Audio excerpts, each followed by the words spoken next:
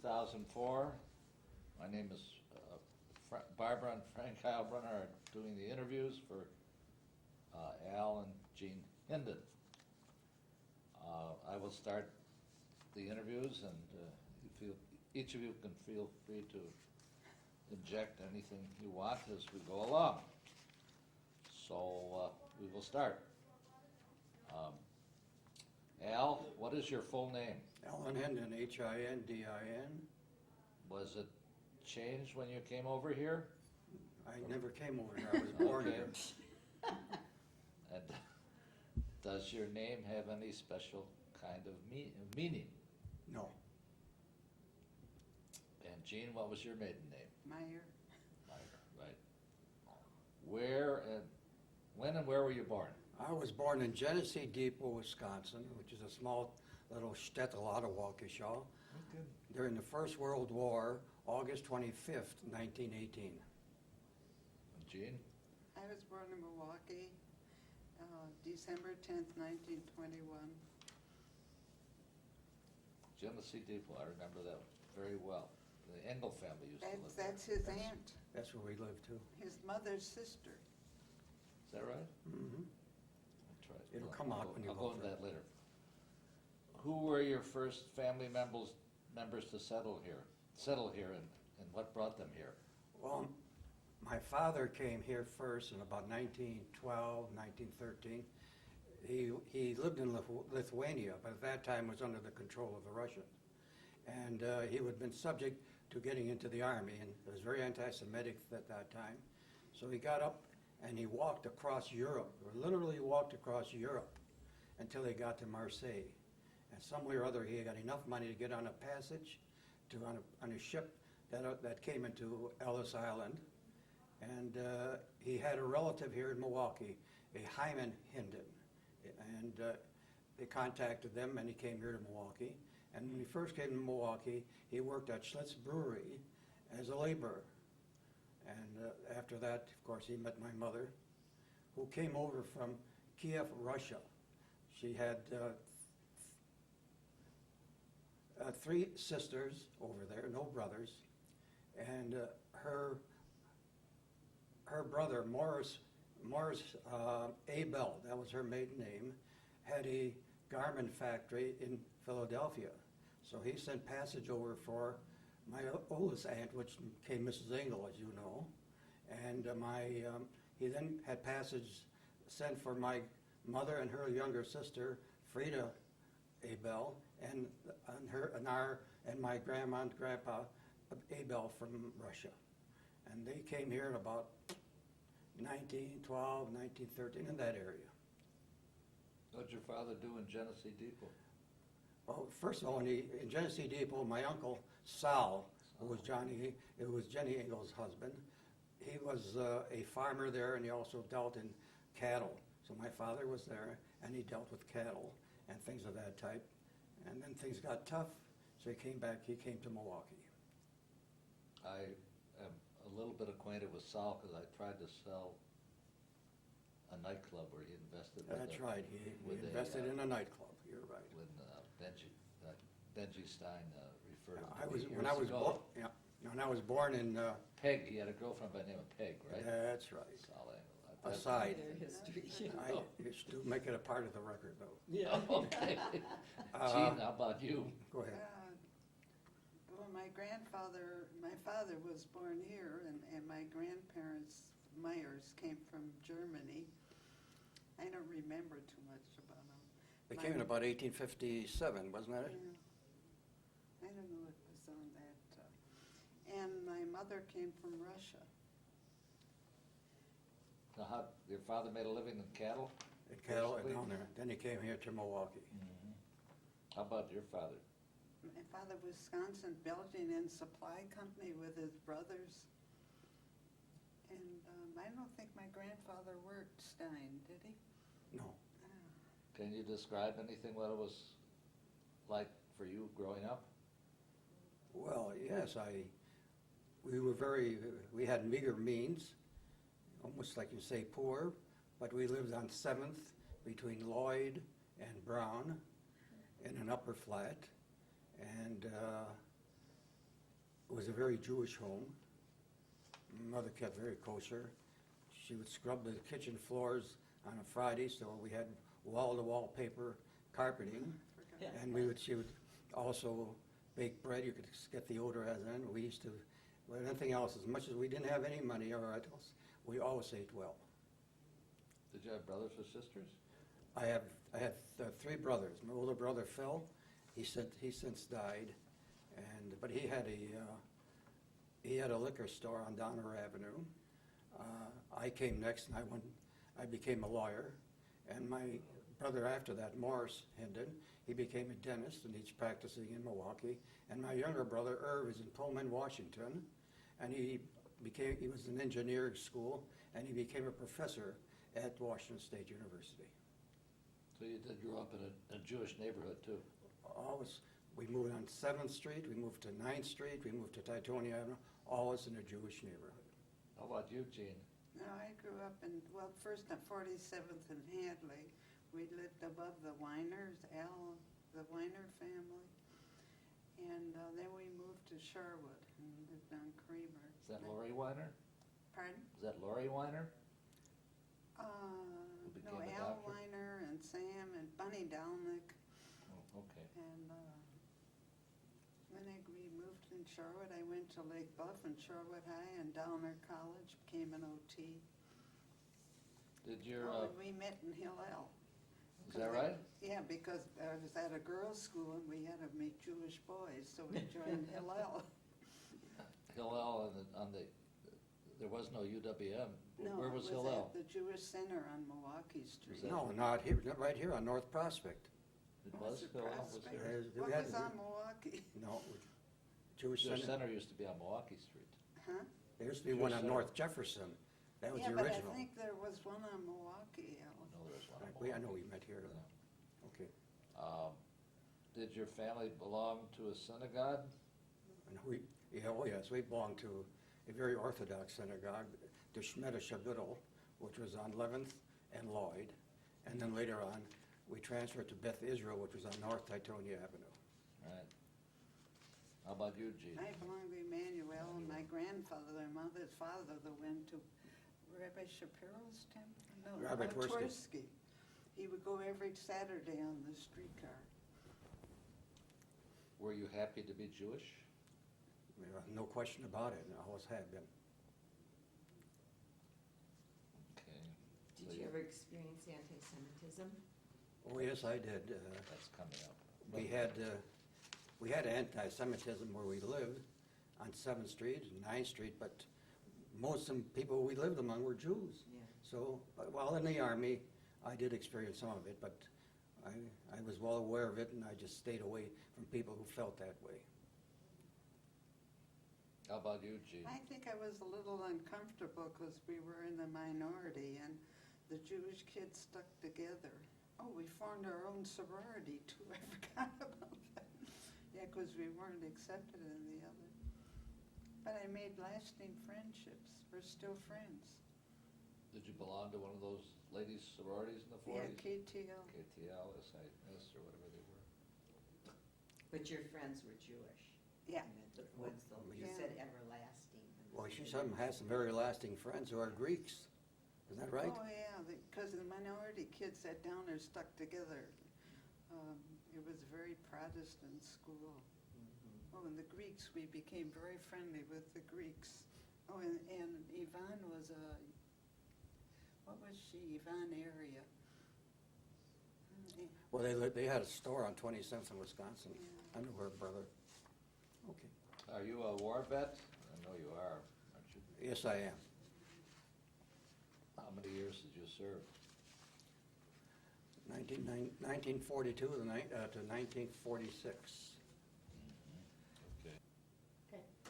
I served in the Army. I started out the Signal Corps, and then they had a program called ASTP.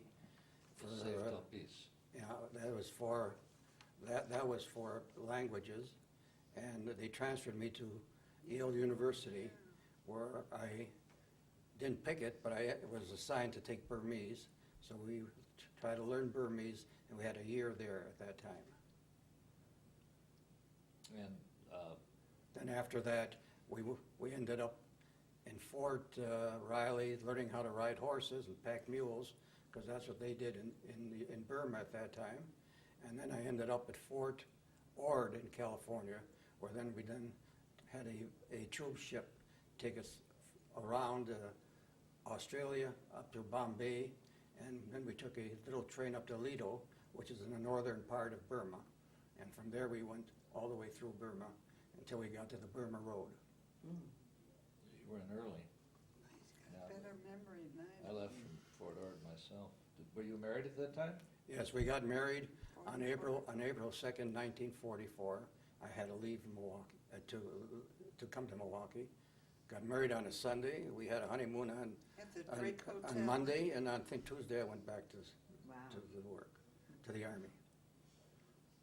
How many children do you have? We have 2 children, a daughter, Barbara, and my son, William. Barbara is married, and we have 2 grandchildren, Who are married. and they're both married. One is an audiologist down in Florida, and the other one is in medical school in Chicago. Wasn't one of your sons a entertainer or a singer? Yes, Yeah, Bill went to Northwestern, took music, and he plays the piano very well, and he's been performing Wasn't in on on cruise ships? ships, and also performed, and he was a music director and performed with John Davidson, who was on, I guess he was an actor, and also he was on television. He's- And he was with him for over 2 years. I know Carla tried to fix him up with her daughter in New York, but I don't think it ever worked out. He tried awful hard to get her. Really? Yeah, but he's with Arena Strober now. Yeah, now he's musical director of a show called, Don't tell him, oh no, at that's the Don't name Tell of- Mama, it's at the. Something at- in spaghetti. Yeah, it's at the Rio Cabaret. She was singing at that time, that Rena. It's interesting. And somebody yelled out, that's where the gangsters used to hang out. And somebody yelled out, tell that blankety blank gal to stop that voice. And the bartender got up and shot him and killed him. Really? And that she became known as the Rat-a-tat Death Singer. No kidding. So you went, when you got out, you went to law school then? No, I had graduated law school in June of 1942. You had. And I was in the Army in July of 1942, 1 month after. Was there any other work or profession you would have wanted in life? No, Assume I've not. always wanted to become a lawyer from He way was back good when. too. I know. Who were you with? I forget. Frank Levin? I was a Frank for a while, but mostly I was myself. I had an office on 51st and Center. I owned the building Yeah, with there. Harry Dezak. And Harry? and Harry Dezak did his, Harry. yeah, he was in there with his real estate work. Crown Realty, Uh-huh. right. Is there any way you and your wife, do you connect to Israel at all? Oh, sure. You can tell about that, Jeannie. Well, we went there on a trip too, but we're very friendly with the Klitzners who live there. Well, now Marv's gone. Right. Yeah, we feel very connected. We feel that there should be a homeland for the Jews, and especially for the German Jews who were in the concentration Russia. camps, that they Have have a you place to go visited to. there at all? In Europe? No, Yes, in we Israel? went to Israel. Oh, yeah. Long time ago. We did too.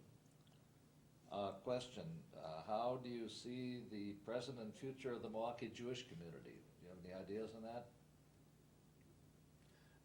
Yeah, we were more cohesive way back when. There used to be the North Side Jews, the West Side Jews, and the East Side Jews. But now it's entirely different. We're all around, but I don't know if we always went to temples and the congregations. Like after I married Jeannie, I joined Emmanuel, and I've been there for 60 years, and Jeannie's been there much longer.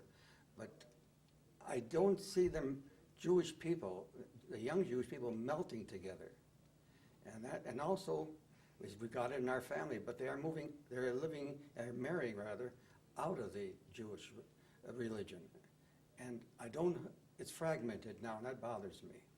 Yeah, our daughter and 2 grandchildren are not Jewish. We have the same. Right, Barbara? Is there any, is there any lesson in life that you have learned that has carried you through? Jeannie, you want to answer that? I don't know. Okay. Yeah, to be family-oriented and be a part of the synagogue, part of the Jewish community. I was always active in Hadassah, in the sisterhood. And I'm also an Hadassah associate. That's very nice. Yeah, Esther. What was your question, Frank, again? Is there any lesson in life that you've learned that has Yeah, carried you through? you've got to learn that there's a lot of different people in this world. And God made us all different. And we've got to realize that some of them are much different than others, and we've got to tolerate it, understand it, and work with it, and try to be friendly with all people, and not to be angry at any. That sort of answers the next question. What are you most proud of? Well, I'm most proud of the fact that I married Jeanne, Right? and that I met her at Hillel right here on Prospect Avenue at the Jewish Center. Do you have any Oh, regrets? Not a one that I know of. What is, for the two of you, what the happiest moment of your life and the saddest? Well, one of the happiest moments The of our birth of our children, because we had a hard time having. Yeah, when we have our children was one of our happiest moments. Of course, when we got married was one of my happiest moments, and I know that. How do you feel about it? Oh, yeah, that he came back from the war. Yeah. Yeah, Not in good shape. that has nothing to do with your back surgeries, though. No. That's just aging. It's called Right. agitis. Oh, you know, somebody hit you, we were driving. Well, years back, I got hit in an Yeah, accident. hit but him I in don't- the back of a car and jolted him. Really? Whiplash, huh? No, they did more than that. But I was all right. That happened in 1983, 84. But I Is there played. something about yourself that no one knows that is interesting? I'm not going to disclose. Okay. What do you say, Gene? Anything about you? No, I mean, any hidden secrets? Barbara, do you have any questions? Because I'm almost done with these questions here. How would you like to be remembered? Well, it was very important that education is very important to Jeannie and I. Very, very important. And in fact, if it wasn't for education, we wouldn't be where we are now. And we wanted to make sure that our grandchildren had an education. So we fortunately were able to set up trust funds for them when they were first born, and it helped them go all the way through University of Wisconsin, and part of what they're doing now. That just makes us very happy, and that they should be successful. What are they They had doing? been. Pardon, our oldest grandson is a audiologist, Oh, that's what you said, yeah. and our youngest grandchild In is Florida. in med school. That's good. Also hearing Very aids, he sells hearing aids. That's audiology. Was there any, was there any role model for you as a Jew, being a teacher or a relative? Well, the greatest role model I had, was John Sussman. Oh, yeah. John Sussman was a The athletic recreational director? leader at Lappin Park. Yeah. He saw a couple of us playing baseball on the 11th and Right, which is in back of the Cheder of Beth Israel, and he got us together, and he formed an organization called ZACS, Sussman's Athletic Club. And there were about 30 of us to begin with, and we got very friendly. In fact, they call it a brotherhood, but we really felt like brothers with one another. And Lappin Park became our home because our parents were busy and so on and so forth. And Mr. and Mrs. Wood, who ran Lappin Park at that time, became our surrogate mothers and fathers. And we spent a lot of time, and we still meet. We got about 10 members that's still alive. They just got together We recently. just got together a couple weeks ago. One of our members, Harry Zavik, came up from Florida, and even the widows of some of our fellows who have died, they are also invited. They always come to our meetings. We don't have meetings. We have get-togethers and things of that type. And we feel very, very strongly, and I think it's because It was John Zussman who put it together. As he said, I kept all you guys out of jail. Really, wonderful. That's great. How about you? You have a role model? Oh, probably my parents, I don't know, Rabbi Hirschberg. He was very comforting, had a big part of our lives. Things have changed since Rabbi Hirschberg's days. He was a very nice man. Oh, yeah. I was confirmed with him. Yeah, Rabbi Barron. Rabbi Oh, in Barron. fact, we saw Bernice at the Jewish home. Bernice Barron's at the Jewish home. Yeah, my mother wanted, my mother's 101, she wondered if she was still around. Okay, Is but your mother somebody- still alive? Yeah. Oh, my. Remember seeing her. Don't go into. Oh, and Marion Weinberg's there. We see Marion there too. Yeah. Nice ladies. Is there anything you wanted to talk about that we didn't get to? 'Cause I know we've been I'm sort telling of you, fast and you've been very informational as far as I'm concerned. I'm going to tell you this. Way back when, in late 1920s, early 1930s, my father peddled fruit, and they had a union called the Independent Fruit Dealers Union. Yossi Goldberg, Al Goldberg's father was in there, and my father, and he were very active. There was Louis Goldberg, my father, Sam Hindin. And when somebody would die that they knew of or was part of their organization, they didn't have money to bury him. They would go from house to house that they knew, and maybe they get 10, 20, 30, 40, $50 together. And then they'd go over to either Benson or Goodman. At that time, they were not together. And they would get them to have a funeral for them. And they also worked with the second home. That was Beth Israel's cemetery. And they would get a plot for them. And they helped them very, very much so. So when they didn't have food to eat, they would go around collecting money or getting food for them. And in fact, there was a man by the name of Bergarnik. I don't know if you remember him. Harry He was Bergarnik. on 12th Street, Union- Harry Bergarnik. Union man. And when they needed clothes and things of that type, they saw that they got clothes. I remember we were in deep trouble when my father had a bad accident, and went down there and he gave us a pair of shoes. So what I'm trying to say is that they had a Jewish welfare among themselves. The Jews always, in this community, always took care of one another at that rate, in that time. And then later on, when they became a little more successful, they worked all on Jewish community things. And that was, I think that was one of the first Jewish welfare units that they had around. Mhm. Wonderful. Barbara, can you think of any other questions? I was just With this young wondering if, couple? that was a wonderful organization, That's right. off the top of the head, but did not the temples sometimes contribute when people needed help? I mean, financially or with material things. Didn't the temples do that too? At that Way time, back? they didn't. You gotta remember, temples did not have that much influence as far as money is concerned. Mm-hmm. Money was very tight during those times.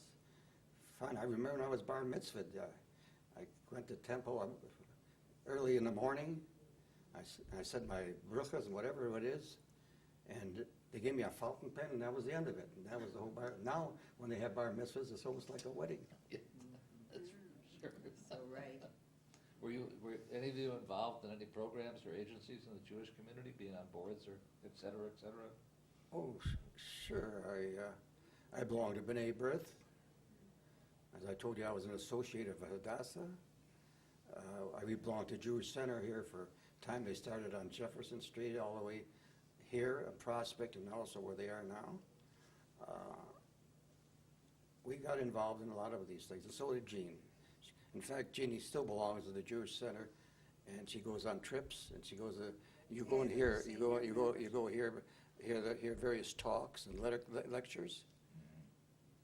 But you weren't involved on any boards like with the Family Children's Service or Milwaukee Jewish Council or anything like that? No. Okay. But I outside of the Jewish community, I also was involved somewhat too.